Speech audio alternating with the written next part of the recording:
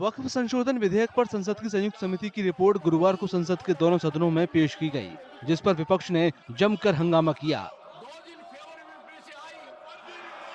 Report of the joint committee on the Waqf amendment bill 2024।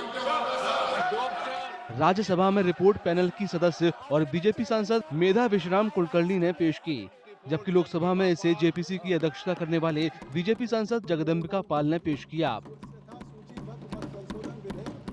1995 के वक्फ कानून में संशोधन करने के लिए पिछले साल 13 फरवरी को संसद में विधेयक पेश करने के बाद जेपीसी गठित की गई थी।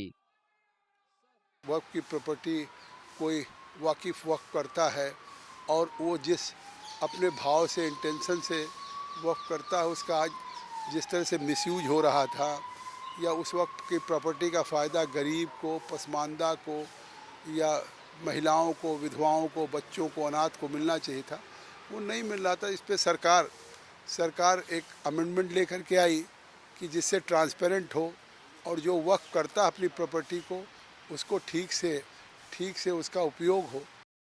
नए बिल में विवादों को निपटने के लिए जिला कलेक्टर को ज्यादा अधिकार देने का प्रावधान है। संशोधन विधेयक में गैर मुस्लिम सदस्यों को शामिल करने के लिए वक्फ बोर्डों को फिर से बनाने का भी प्रावधान है। इस विधेयक पर संसद की संयुक्त समिति ने 15-11 की बहुमत से मसौदा कानून पर रिपोर्ट को मंजूरी दी थी। सरकारें समय समय पे सदन में कानून लाती हैं। उस कानून में आपने देखा होगा कि बहुत से विपक्ष को असहमति रहती है तो क्लॉज बाय क्लॉज उस पर वोटिंग कराते हैं स्पीकर साहब, और उसके बाद बहुमत के आधार पे अमेंडमेंट्स को अडॉप्ट किया जाता है, और अगर माइनॉरिटी है तो उसको टर्न डाउन किया जाता है। वही प्रक्रिया जॉइंट पार्लियामेंट्री कमेटी में भी है। जो हमने रिपोर्ट्स प्रस्तुत की है उसमें जो भी क्लॉज बाय क्लॉज अमेंडमेंट्स थे उस पर हमने सभी मेंबरों से जो जेपीसी के हैं उनसे अमेंडमेंट्स मांगा था।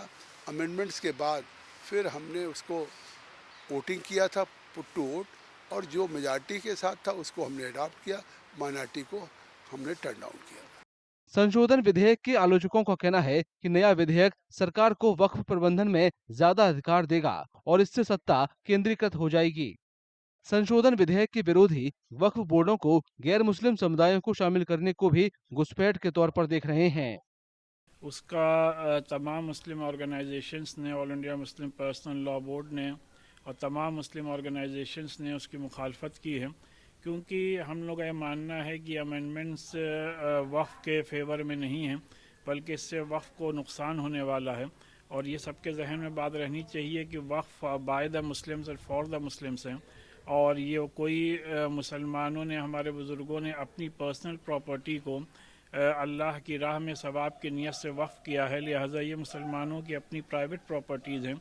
और ऑलरेडी सुप्रीम कोर्ट के कई जजमेंट हैं जिसमें कि ये बात कही गई है कि once a waqf is always a Waqf.